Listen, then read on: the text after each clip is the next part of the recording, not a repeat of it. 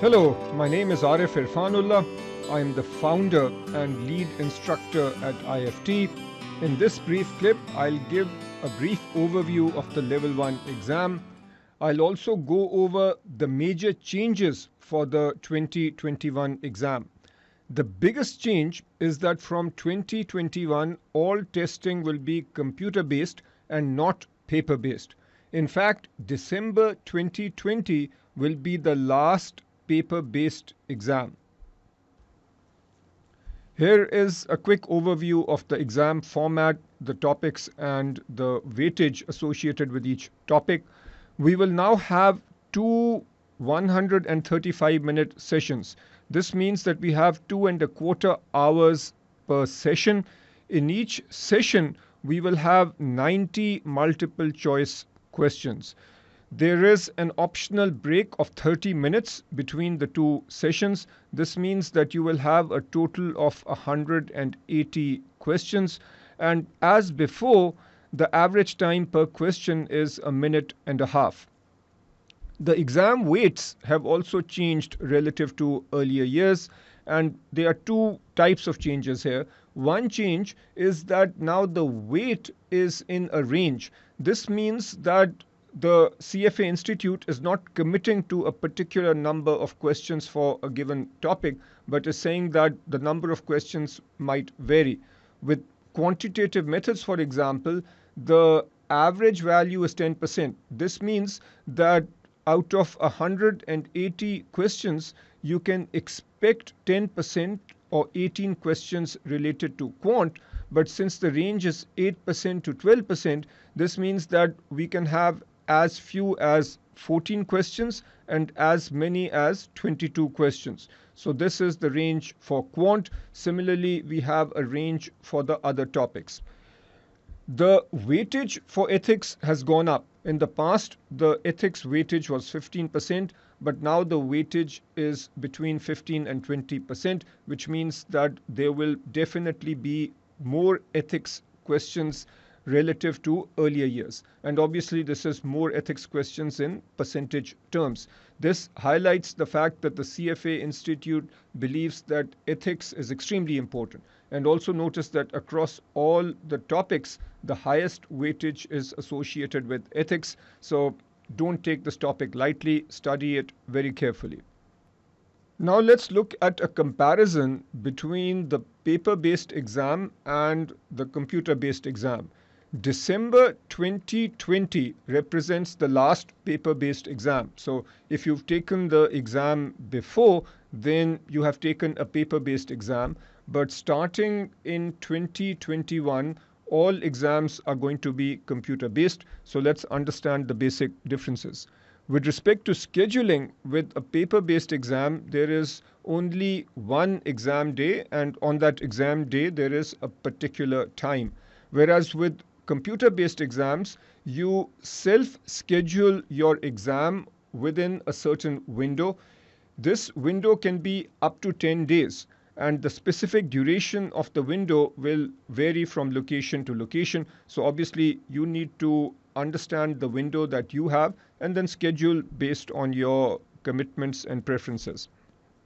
With respect to locations, for the paper-based exam, we had 192 locations globally.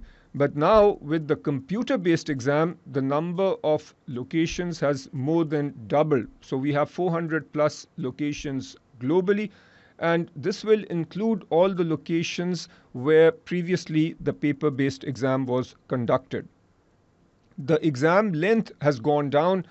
With the paper-based exam, we had 2 3-hour sessions. So the exam used to be 6 hours, but now we have two 135-minute sessions or 2.25 hour sessions.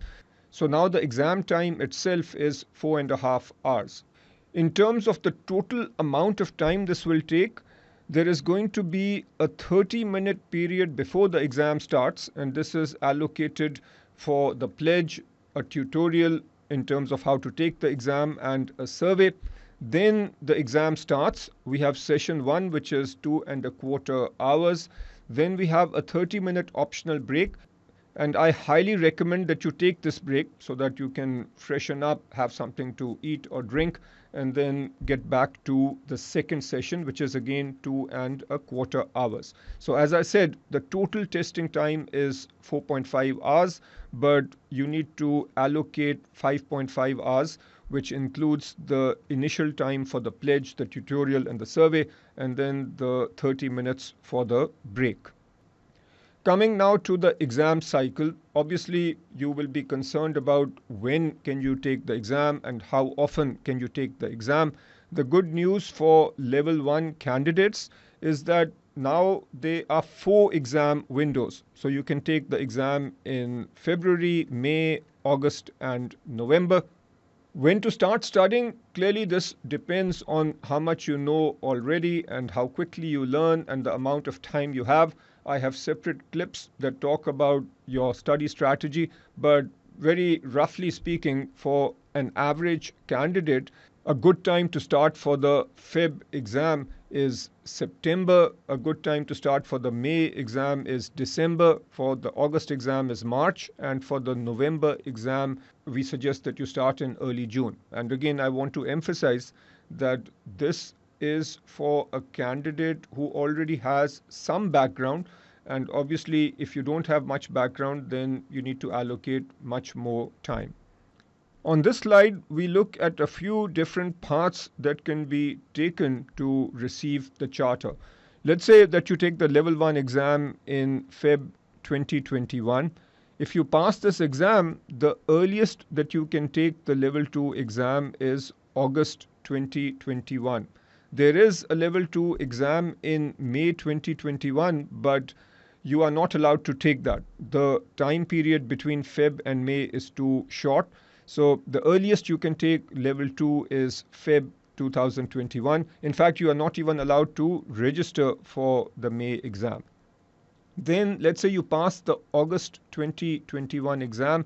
The earliest you can take the level 3 exam is May 2022. There is a level 3 exam in November 2021, but you are not allowed to take this. And then if you pass the level 3 exam, you need to complete your 4 years of relevant experience, and then you can get your charter. So this is the happy scenario, and notice that the time period between taking the level 1 exam and the level 3 exam is much shorter now than what it used to be in the past. Now, what happens if you do not pass your level 1 exam? The rule is that you cannot sit for the level 1 exam in the very next session. That is, you cannot sit for the exam for the same level in consecutive sessions. For example, if you sit for the February 2021 exam and do not pass, then you can register for August or November, but not for the May 2021 exam. On this slide, I'll talk about what you get from the CFA Institute when you sign up for the exam. Say you sign up for the level 1 exam in 2021, you will get the CFA program curriculum for level 1, and this curriculum is what you are going to be tested on. Many candidates find the level 1 curriculum very long, which is why they rely on help from prep providers like IFT. There is a separate video in which I explain all the IFT material that can help you pass the exam. The CFA Institute also provides an interactive study planner.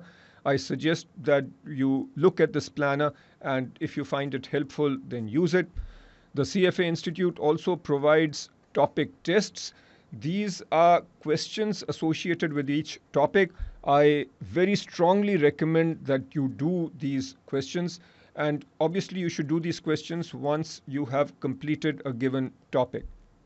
And then close to your exam date, generally about 2 to 3 months before the exam date, you will get access to mock exams. And I very strongly recommend that you also do these mock exams which are provided by the CFA Institute. These mock exams will help you prepare for the actual exam. So that is it for this clip. In other videos, I talk about how you can use IFT material to prepare for the exam. But the key to success, which is what I say over and over, is practice, practice, practice. That's it, and best of luck with your studies.